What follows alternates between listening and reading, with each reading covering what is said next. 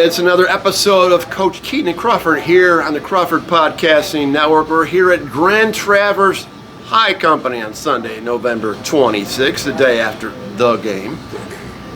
A stone's throw away from the Michigan State University campus, who has a new head football coach, Jonathan Smith. Is his middle initial L? Hell no. Okay, just wanted to make sure about that.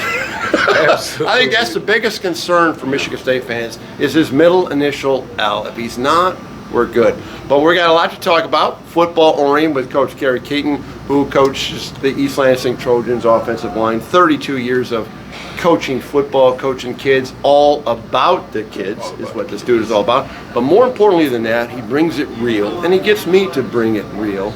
So this, Gary, is my favorite holiday, flat out, period. Thanksgiving weekend, because it's a plethora of college football, college basketball. We won't talk about the Lions. That was a little blip there. I think they'll bounce back next week at New Orleans. We won't even need to talk about that. Before we go that, let's put a capper on East Lansing, because the team you lost to, Muskegon, the Big Reds, they beat, They rolled in the second half. They did. Warren De La Salle, that was impressive. So, that meant you lost to the state champions in Division II. We did. So, nothing to be ashamed of. No, nothing. Well, nothing to be ashamed of, period. Oh, I know that. We talked about before, and like I told the guy, we won 3 trophies. Won the conference, won the district, won the region. Had a chance to play for Ford Field. But yeah, the first half was definitely all De La Salle, but it was De La Salle big plays. It wasn't like De La Salle, matriculated the ball down the field, because I'm telling you, number 16, he hit the boy number 16 from. I thought he killed that kid, but the second half they got a good dose of what we got, and But see, we controlled Mackay better than they did. Mackay ran wild on them. He got outside. We controlled him, but the fullback killed us. But yeah, it was. They put it on them in the second half and rolled away to the W. And it was. I saw that game when I got home last night. So I left for Ann Arbor at 7:30 in the morning. I got home last night at 7:30. So it's a 12-hour day for the game. Shout out to Coach Deb too, state champion. Yeah. Former Spartan dog. So. Yeah, that's true. Anyway, let's talk about Michigan, Ohio State. Your overall thoughts. I mean, you watched the game. Absolutely. Right? Okay. Absolutely. I mean, everybody watches watching good football, man. Yeah, and this guy watches. I mean, we're texting because I know he's watching. And it doesn't matter what we're watching. We're talking about the Iron Bowl after that. We'll talk about a lot of stuff. That. Yeah, but your thoughts on Michigan, Ohio State? Did it kind of go the way you thought it would go? I honestly did not think they would score that many points. I thought it'd be a little bit more. Tight to the breast, talking to other people or whatnot. I mean, they're about even. Yeah, like I told my guy, if they played 10 times, I think they split 5. They are. They're just renditions of each other. They really are. They're really that good. The touchdown, the early touchdown that Michigan got, I still, in my opinion, I thought he was juggling the ball, whatever. But the 2 plays that made the game, the Johnson pick, great play. Read it, boom, jumped it. Yeah. Awesome play. And that's watching film. Absolutely. Yeah. And the timeout before the kick before halftime. There's lots of people that talk about, just go through your whole regular thing. I'm not one that believes in that. If they're gonna call, they're gonna call a timeout. Don't waste the kick. Right. You stand there, and he called a time. Moore called a timeout. Shank. Ball game. Well, a couple. Sherrill Moore. I mean, halfback option pass. I mean, Donovan Edwards. I mean, that was to Colson Loveland. That was a big. Colson Loveland came up big in this game. I thought. Blake came up big. Michigan won the turnover battle, and they run the rushing game. Spitting all kinds of stuff up too. So when you win the rushing battle, of course, and you win the turnover battle, typically in this game, this was rendition number 119. Between Michigan and Ohio State. And think about Ryan Day. I know a lot of Ryan Day haters out there. Yeah, I understand why. Well, I mean, because he talks too much. That's part of his problem. He's 40-0 against everybody else in the Big Ten. He's 1-3 against Michigan. He's dropped 3 in a row. And that's not going to get it done there. Not there. Ask Earl Bruce. Ask Cooper. It's just not going to happen. But the thing about that though, they won a lot of the other numbers. They did. The rushing. The one big run after the young man got hurt, which I watched that, and I watched it live. I'm like, oh, he's the Zach Zinner? Yeah, I watched him. Like, I'll tell you what, he had surgery last night, fibula and tibia. I mean, that surgery, and it's all done. But I mean, this is a kid who came back to win a national championship. Sure. He was at least late first round last year's draft. And this is what, this is why people think, Right. But he's a true Michigan man, and they FaceTimed him in the locker room. He's an integral part of this team, but that's a big void for Michigan moving forward. That bothered me a lot. He's their best offensive lineman. That really bothered me. Yeah, I mean, I thank God, they didn't show the I was in the press box and they didn't show it up there, and it was bad enough the first time watching. You saw it the first time? People, call me stupid. I don't watch the ball. If I'm watching the game, he's the line coach. He doesn't watch the ball. I have to push rewind and go back and watch to see what happened during the play. Yeah. Because I'm watching what the linemen are doing. Yeah.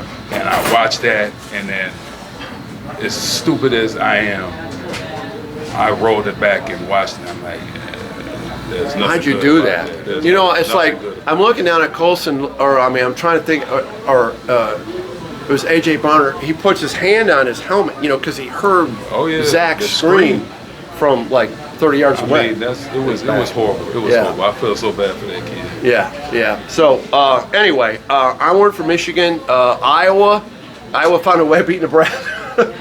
Hey, the kid from Meet Rapids kicks the game winner. The key, CMU. CMU guy didn't even, I won't go there. Okay. Michigan. I told the guys in our group, like Michigan or Ohio State is going to hang 50 on Iowa, and it's not because Iowa's defense is bad. In my opinion, I think they'll score that many points. It's because their offense is so horrible that the other team is going to get that many more opportunities. You know how the key to beat Iowa? Score 14 points. You got a W. I mean. Yeah. That big old quarterback that got hit. He got up wincing. I'm like, bro, you're 260 pounds. What are you? He's a big dude, man. Huge. Yeah. But yeah, Michigan beat the hell out of them kids. So Tony Petitti potentially would have to hand the trophy to Jim Harbaugh. That would be a photo op like no other. If that happens, you better start practicing. We'll see how that goes. Okay. Michigan State perspective, the former lineman, you bring it real, and you don't wear love goggles. So briefly, let's talk about Friday night, because they played the game, Michigan State, Penn State, 42-0. So 129-3 for Michigan State versus Michigan, Penn State, and Ohio State. But this season's over with. But what's your take? I mean, I thought it was, in my own opinion, and I'll stay away from that. I just thought, I followed Michigan State from the rival standpoint for 60 years, since Sherman Lewis played in 64. I thought it was one of the worst performances I've ever seen from a Michigan State team in terms of not only lack of execution, but lack of effort. Your thoughts? Unfortunately, the people in the room here, I'm going to have to agree with you. That was our huge audience out here looking on here. I was almost bordered on embarrassed just because, like you said, the lack of effort.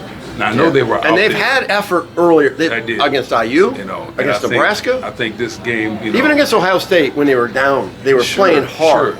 So this was just different. The whole end of the season, last game, get it over. Let's just be done. We got to go down here to 4. And then you can see like the one he caught the little turn pass on the sideline, and they just ran down the sideline, and nobody really pursued. It was like, and I feel bad for them because they've been through so much, but as we all know, on a football field, that is not the place to not go 100% because you will get hurt.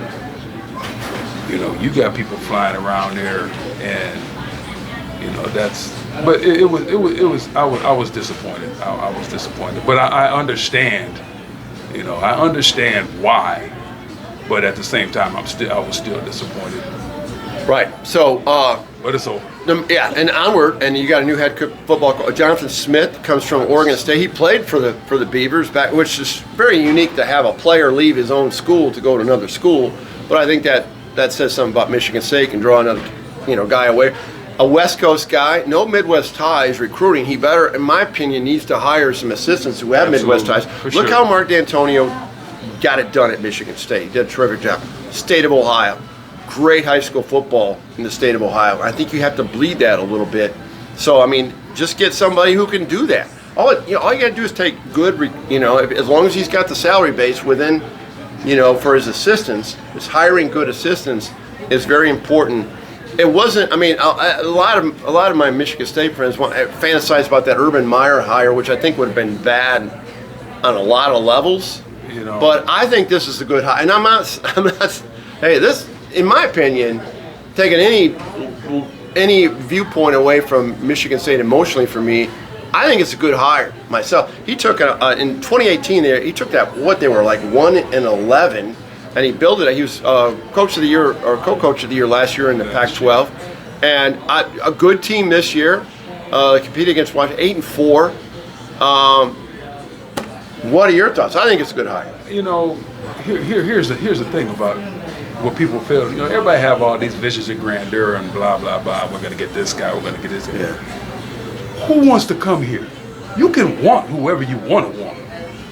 Do they want to come here? Well, shouldn't they want to come here? Why wouldn't they want to come here? In a perfect world, yes. But like I said, you have no president. You got no. Your board of trustees is a damn sideshow. It's in a tailspin. Yeah. A shit show. You got the people in charge of this SD4L whatever NIL thing that they're taking kids' money away and doing So who knows what that's about right now?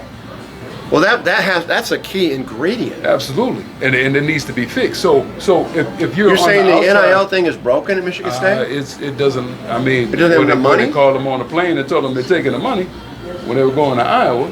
That whole mess. Yeah. So Ishbia took his little money away.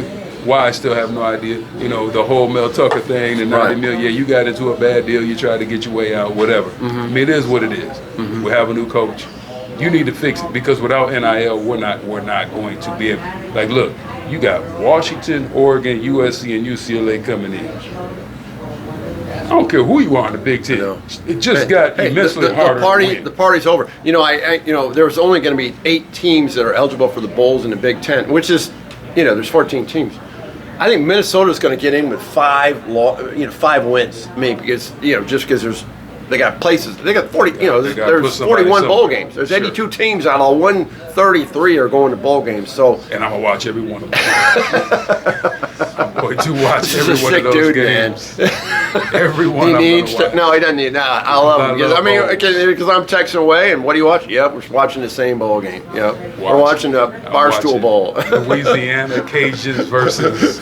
The Weed Eater Bowl, whatever. Right. Kerry Keyton is all about it. Yes, sir. So, with the transfer portal, I mean, this is different. You can get a quicker fix, and you can get. You might not, vie for a Big Ten championship, but you can get competitive quicker than you could like 5 or 6 years ago. But we have to make sure that we get Michigan State kind of people in the portal. Define that.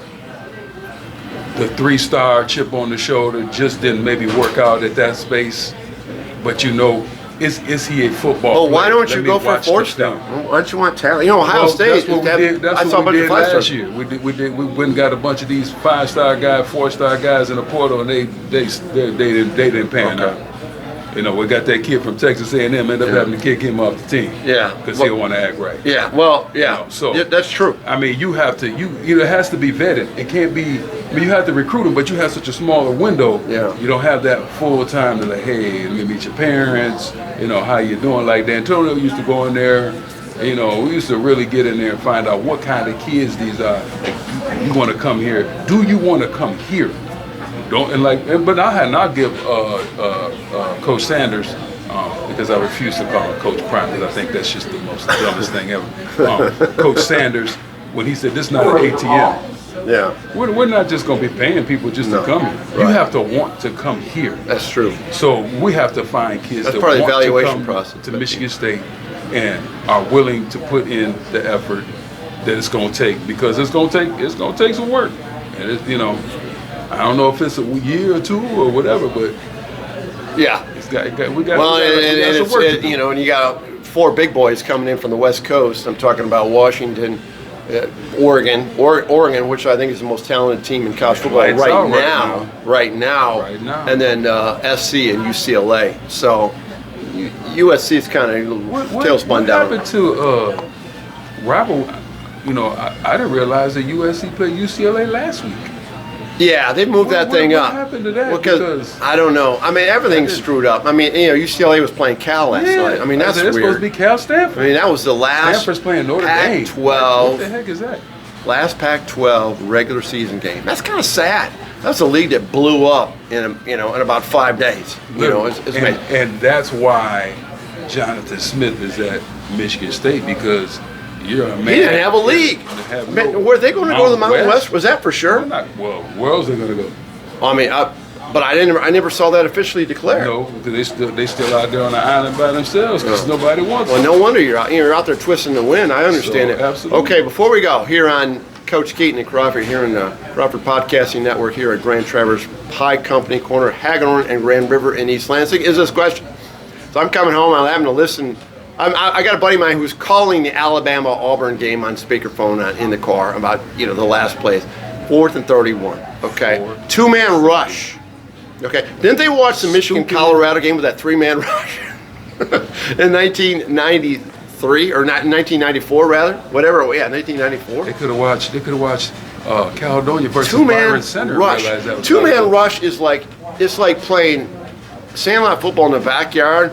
Well, where there's no rush and the guy's back there and everybody's going out. You know that. You know how that Nobody's covering anybody for that long. And you guys running around until somebody gets open. Literally. You're asking for problems. Auburn, you deserve losing. Hugh Freeze need to. Well, he can be mad at his DC all he wants, but like I said, at the end of the day, he got the headset on too. Like, no, we're not going to. Hugh Freeze. We're not going to. There's another integrity guy. And just watching that whole last 5 minutes. Yeah. From the muff same happened punt, 2 years ago in Auburn when Bama played Auburn. From the muff punt to all that, it's like, from the bad snap and it goes back and it's like I'm yelling, pick it up and throw it away, pick it up, and he picks it up and he slips and he falls and I'm like, no. Yeah. And then so last question. So if Alabama beats Georgia and Texas, work with me here, okay? Absolutely. And Texas rolls Okie State, which I think they will at AT&T. Okay.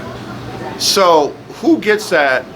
Texas versus Alabama, if that's a potentially 4th slot in CFP, who gets it? Because Texas already beat them. Beat them head to head. Already beat them. But Alabama.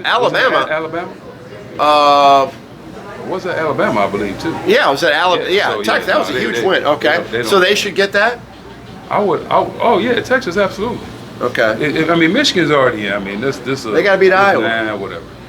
So you got Iowa and you Georgia, got the Oregon-Washington winner. That's 2. That's a de facto playing game. Okay, so that's 2. So there's 2. But and then you got and I only think so because, like, if Oregon wins, obviously they're going to be in. If Washington, because Washington losing, that's only 1 loss for them. But they haven't played very well the last 3 or 4 So do you take Washington versus Texas? But you still got undefeated Florida State, who got down to the 4th string quarterback. I know. So and they came back and beat Florida. It's what I like.